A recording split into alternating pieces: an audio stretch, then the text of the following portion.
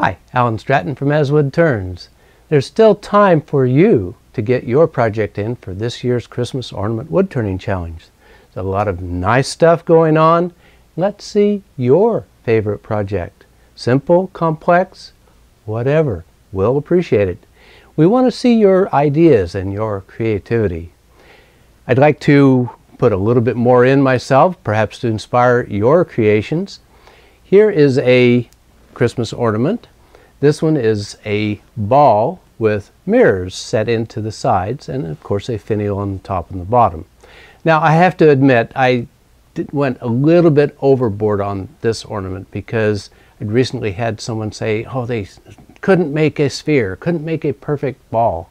Well, I did a video on this, and so even though you don't need to have a perfect sphere for a Christmas ornament, I did. So this is a combination perfect ball and Christmas ornament. Let's make a perfect sphere into a Christmas ornament. The first part of this project is making a perfect ball or sphere. This is not necessary for a normal Christmas ornament, as there is no requirement for perfection. It does not even have to be spherical, just a shape that you like to see. But I'm making mine perfect to show how easy it can be. Then I'll mess it up. So I've selected a piece of wood longer and thicker than the diameter I want to wind up with. Otherwise, just keep roughing it down until the usable length exceeds the diameter. I've started with the square-ish wood in my chuck jaws. It barely fit. With the live center in place, I feel this is safe while I turn a tenon on one end. Then with the wood securely in the jaws, I can continue roughing it down. Then I'll measure the diameter. Sorry, my calipers are in different project box. Then mark the diameter as endpoints on the side of my cylinder. It also helps to mark the center of the ball. Then I'm marking the ends with my parting tool before proceeding to round out the ball. There are a lot of geometric things you can do or templates you can use to round the ball, but I don't use them. I'll round it over by eye, then trust the process to get it round.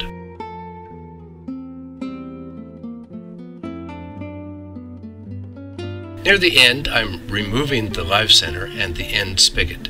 You can see that I'm still somewhat elongated. Then part off the ball. I've made a wooden cup center threaded to fit my live center. I also have one for my spindle, but in this case I'm using the remaining offcut from the ball. It's already in the chuck, so I just hollowed it slightly and I'll use it as is. I've drawn a center line and I've rotated the ball 90 degrees so the center line is running parallel to the turning axis. I tried my carbide cutter, but I'm more comfortable with my skew in a shear scraping mode. I did not pad my cup centers, but could have, perhaps should have.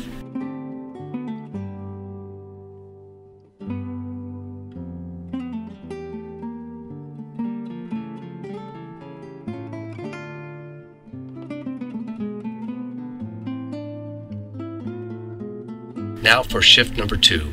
I'll draw the center diameter at the crown of the ball, then again rotate the ball 90 degrees so that my line is again parallel to the turning axis. Then more shear scraping, trying to remove all the wood except for the line.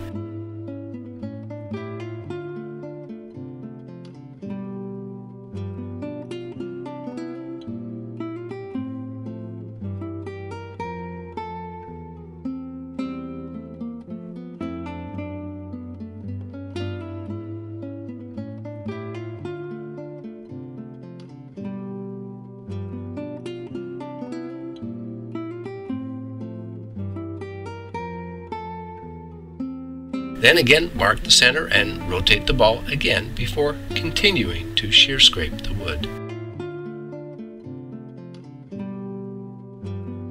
Now to sand the ball, shifting it 90 degrees a couple of times for each grit. I'm to the point now that I've found that my hollowing of the head faceplate was not deep enough. It's leaving too much of a mark on the wood. I just need to touch it a bit with a gouge. When the sanding is finished, I'll have my perfect sphere. Definitely overkill for a Christmas ornament. Now it's time to mess it up. Next, I need to drill holes in my perfect ball. I've swapped out my faceplates. I have a large threaded wood faceplate on the tailstock spindle. I've also prepared a plywood ring like a donut. I'll drive screws through the donut into the large wood faceplate. I'll start by drilling the holes for the top and bottom finial. If I had not wanted to finish the perfect ball, this would have been easier to do earlier.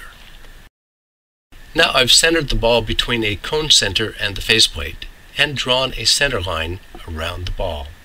I set my dividers at about 1/4 of the circumference, then walked them around the ball. I was over just a little bit. I shifted the dividers smaller by 1/4 of the overage since I'm marking it into 4 divisions. My next test is close enough, so I marked the points more distinctly. Now I'm shifting the ball and centering the cone center on one of the points on the perimeter. Then, with the ball securely held in place, I'll screw the donut into place to hold the ball. This is where one of the 4 mirrors will be. My mirrors are 1 inch in diameter, so I'll first drill a 1-inch hole to the depth I need for the mirror. I'll do just a little scraping around the hole so the mirror can fit easily and to soften the sharp edge. Then swap the bit for a 3/4 inch bit and drill into the center. Now I'm shifting the ball around to the next position and doing it all over again, and again, and again. Then with a little hand sanding, the globe part is ready.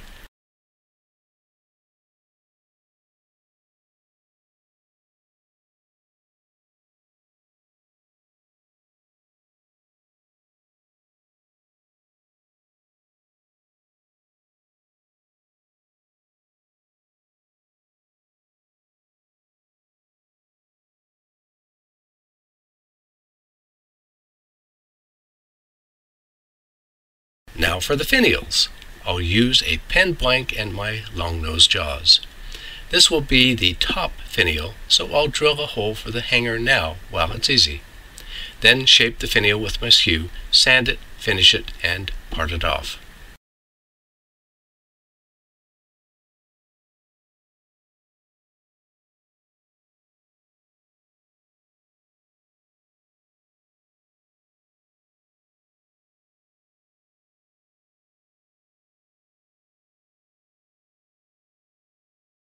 Next, I'll extend the pen blank out for the bottom finial.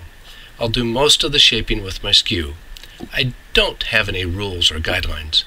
I do try to keep in mind the golden mean, but mostly I turn something that I find pleasing. For Christmas ornaments, children may be handling them, so I try not to make them too fragile or pointed. With practice, mostly with my skew and at moderate length, finials are becoming much easier. That which we persist in doing becomes easier to do.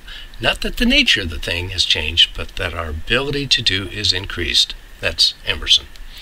I'm sure I can still improve. That much is certain. But finials are much easier now. There, my Christmas ornament with a little extra effort in turning the perfect ball first. Definitely not necessary, but it was still a good exercise in making a perfect ball without a costly jig and lots of tedious measurements. For your entry to this year's Christmas Ornament Wood Turning Challenge, don't go overboard like I did.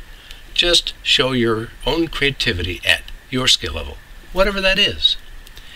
If you have not already subscribed, please subscribe to both my website and YouTube channel. Always wear your face shield. Don't wait to be convinced by a chunk of wood. Until next time, this is Alan Stratton from As Wood Turns.